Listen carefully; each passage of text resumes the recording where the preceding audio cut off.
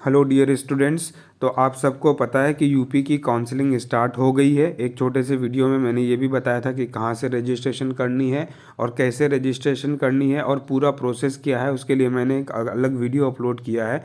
तो इस पीडीएफ के ज़रिए मैं सिर्फ बात करने वाला हूँ कि क्या क्या इम्पोर्टेंट इंस्ट्रक्शंस हैं डीडी के रिगार्डिंग और काउंसलिंग के रिगार्डिंग, किसके नाम पे डीडी बनेगी, वो सारी चीज़ें यहाँ पे बात करते हैं। ऐसे जितने भी इंस्ट्रक्शंस के पॉइंट लिखे हैं इन्होंने, उन सबको एक बार अच्छे से देख लेते हैं। राइट, चलिए।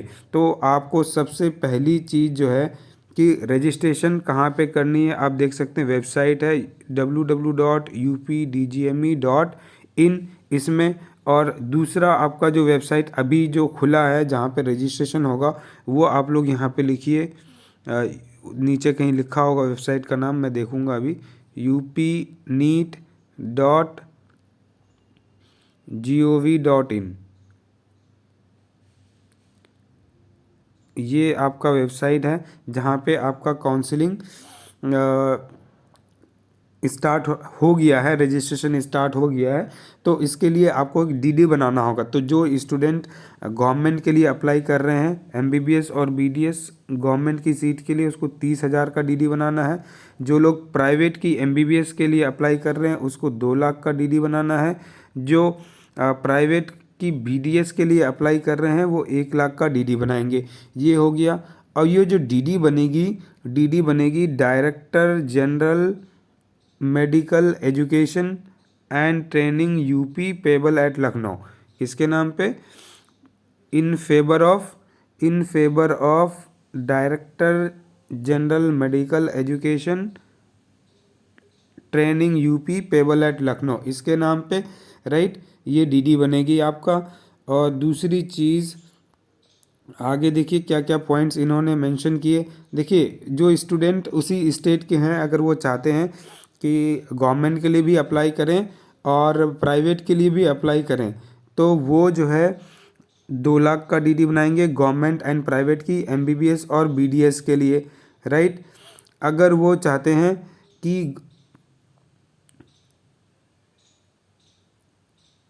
वो सिर्फ प्राइवेट की बीडीएस के लिए और एमबीबीएस के लिए अप्लाई करेंगे और उसी स्टेट के हैं, तो वो 1 लाख की डीडी बनाएंगे प्राइवेट की बीडीएस, मतलब प्राइवेट का जो है एमबीबीएस नहीं। अगर प्राइवेट की एमबीबीएस के लिए भी काउंसलिंग करानी है तो 2 लाख की डीडी बनानी है।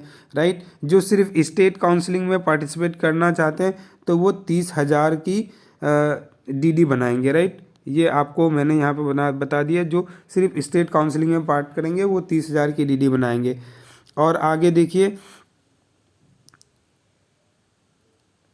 ये कह रहा है सिक्योरिटी धनराशि किसी भी दशा में शिक्षण शुल्क में समायोजित नहीं की जाएगी। जो ये सिक्योरिटी देंगे आप, यहाँ पे लिखा है कि आपका ट्यूशन फीस में इंक्लूड नहीं किया जाएगा, मतलब अभी इंक्लूड नहीं किया जाएगा, ऐसा ये इन्फॉर्मेशन है यहाँ पे। और जो लोग दिव्यांग हैं, मतलब फिजिकली हैंडीकैप है, तो उनके पास में उसका प्रमाण पत्र होना ज़रूरी होगा, अदरवाइज़ मान्य नहीं होगा। ये आपको है। और आगे देखिए,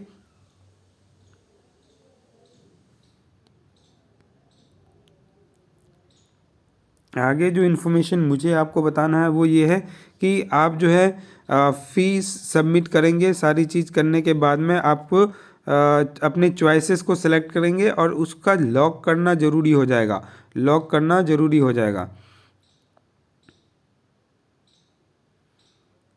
चॉइस लॉक नहीं करेंगे तो आपको अलॉटमेंट नहीं होगा, समझिए। और फ़ी स्ट्रक्चर कह रहा है कि यूपी डीजीएमई की वेबसाइट पे अपलोड है। माइनॉरिटी की फ़ी स्ट्रक्चर मैंने पहले भी बता दिया आप लोगों को कितना है, वो आप लोग वहाँ से जाके देख सकते हैं। देखिए, प्रथम चक्र की काउंसलिंग हेतु निर्धारित समय सारणी अनुसार अभ्यर्थी द्वारा राजकीय निजी क्षेत्र के मेडिकल डेंटल कॉलेजों की सीटी पर प्रवेश हेतु वरीयता के आधार पर ऑनलाइन चॉइस भरी जाएगी। अभ्यर्थी द्वारा उन्हीं कॉलेजों की चॉइस भरी जाए जिनमें प्रवेश हेतु वो इच्छुक हैं। ऑनलाइन चॉइस फिलिंग की कोई सीमा निर्धारित नहीं है, मतलब ऑनलाइन चॉइस फिलिंग आप जितना करना चाहते हैं, जितने कॉलेजेस का लिस्ट आप देना चाहते हैं वो दे सकते हैं, लेकिन कह रहा है कि आप उन्हीं कॉलेजेस को डालें जो आप लेना चाहते हैं। क्योंकि अगर आप उन कॉलेजेस को डाल दिए जो आप नहीं लेंगे तो उसमें आपको कॉलेज अलॉट हो गया तो आपका जो धनराशि है, यानी आपने सिक्योरिटी जो 2 लाख की डीडी बनाई है, वो आपकी जब्त कर ली जाएगी। और कह रहा है कि चॉइस फिलिंग जब आप करेंगे तो चॉइस फिलिंग के बाद में आप चॉइस को लॉक जरूर करें। अगर चॉइस लॉक नहीं करेंगे, अगर चॉइस लॉक नहीं करेंगे तो ये आपका जो है चॉइस मान्य नहीं होगा, राइट, वो इनवैलिड हो जाएगा, समझिए। तो चॉइस लॉक जरूर करें की स्थिति में आवंटन प्रक्रिया से खुद ही बाहर हो जाएंगे। तो चॉइस लॉक जरूर कीजिएगा। और आगे देखिए, प्रथम चरण की काउंसलिंग का नोडल सेंटर, देखिए यहाँ पे क्या है, नोडल सेंटर पर आप दिनांक 17/1/2022 से उपलब्ध है। मतलब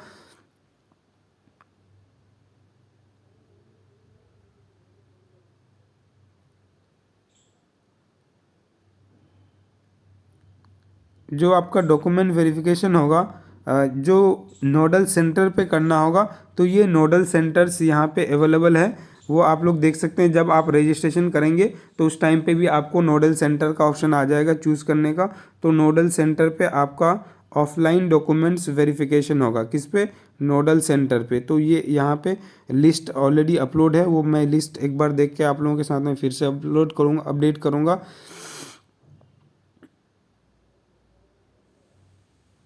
राइट, ये नोडल सेंटर पे सारी चीज़ें होगी। और दूसरी चीज़ क्या ध्यान रखना है आगे,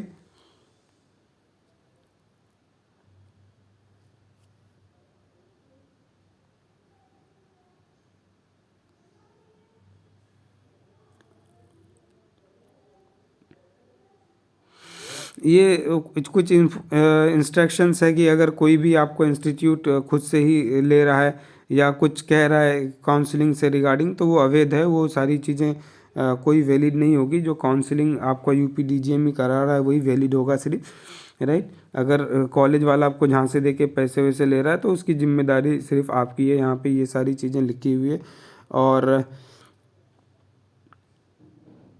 एक चीज़ यहाँ पे और जो ध्यान में रखने का है, कह रहा है कि जो भी स्टूडेंट प्रथम चक्र मतलब फर्स्ट राउंड की काउंसलिंग का फीस जमा करते हैं, मतलब फर्स्ट राउंड की काउंसलिंग का फीस जमा करते हैं, तो वो जो है आगे की राउंड में, या मतलब कह रहा है कि फर्स्ट राउंड की फ़ीस जो है आपका जो काउंसलिंग फ़ीस है, मतलब सिक्योरिटी मनी जो जमा किया है और किसी कारणवश वो प्रथम चक्र में भाग नहीं ले पाता है, मतलब कोई भी रीज़न हो सकता है, पार्टिसिपेट नहीं कर पाता है या कॉलेज नहीं मिलता है, जो भी रीज़न हो, तो वो अगले राउंड के लिए वो एलिजिबल है, मतलब वो प्रवेश की द्वितीय चक्र की काउंसलिंग हेतु माने जाएंगे, राइट। अगर फर्स्ट राउंड में वो काउंसलिंग में रजिस्ट्रेशन कराया लेकिन पार्टिसिपेट नहीं कर पाया, तो किन्हीं कारणों से, किसी भी रीजन से पार्टिसिपेट नहीं कर पाया, तो सेकंड राउंड में अप्लाई कर सकेंगे वो। और कह रहा है कि जो परीक्षाओं में से अन्य परिवर्तन है बड़े समान, देखिए आपका नीट UG का डिटेल्स के साथ में आप जो है UP नीट और DGME.in पर अप्लाई कर सकते हैं, इन्फॉर्मेशन देख सकते हैं। ये सारी इन्फॉर्मेशन यहाँ पे लिखी है। एक चीज़ लिखा हुआ है यहाँ पे,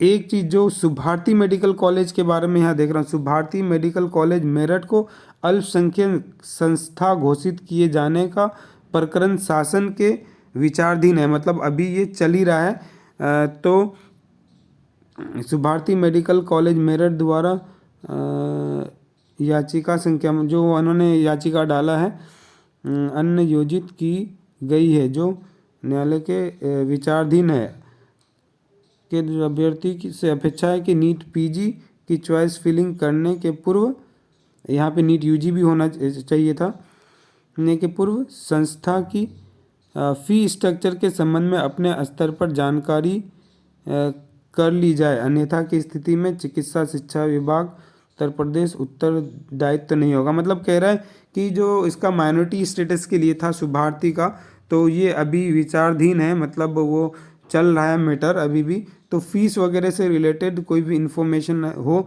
तो आप लोग अपने स्तर पर पता कर लें। जो भी आप सोच रहे हैं कि भाई खामी हो सकती है, अगर इसको माइनॉरिटी मिल गया तो फीस बढ़ जाएगी, तो वो आप अपने हिसाब से इस चीज़ का ध्यान रखिएगा। तो बाकी मैंने क्या बता दिया, upneet.ub.in की वेबसाइट पे अप्लाई कीजिएगा। 30,000 की डीडी आपका स्टेट के लिए, प्राइवेट एमबीबीएस बीडीएस के लिए 2 लाख का, प्राइवेट की बीडीएस के लिए 1 लाख का। जो स्टूडेंट उसी स्टेट के हैं, दोनों के लिए अप्लाई करना चाहते हैं एमबीबीएस प्राइवेट एंड गवर्नमेंट की एमबीबीएस बीडीएस के लिए, तो 2 लाख का। और साथ में इस गवर्नमेंट की एमबीबीएस बीडीएस के साथ में प्राइवेट की बीडीएस के लिए अप्लाई करना चाहते हैं तो 1 लाख की डीडी बनानी है आपको। और चॉइस लॉक जरूर कीजिएगा। नोडल सेंटर का ऑप्शन आएगा जहाँ पे ऑनलाइन डॉक्यूमेंट वेरिफिकेशन होगा। डेट और वो सारी शेड्यूल मैंने आपको बता दिया है, राइट। सुभारती मेडिकल कॉलेज के बारे में यहाँ पे लिखा है कि ये माइनॉरिटी के लिए अप्लाई किया हुआ है। और फर्स्ट राउंड में आप किसी अप्लाई करते हैं, रजिस्टर करते हैं, सिक्योरिटी मनी भी देते हैं, लेकिन किसी कारणवश अगर आप अप्लाई नहीं कर पाते हैं या काउंसलिंग में पार्टिसिपेट नहीं कर पाते हैं तो आप सेकंड राउंड के लिए एलिजिबल हो जाएंगे। तो इस वीडियो में इतना ही, आगे की जो भी इन्फॉर्मेशन होगी फिर से शेयर कर दें। Thank you everyone, bye bye.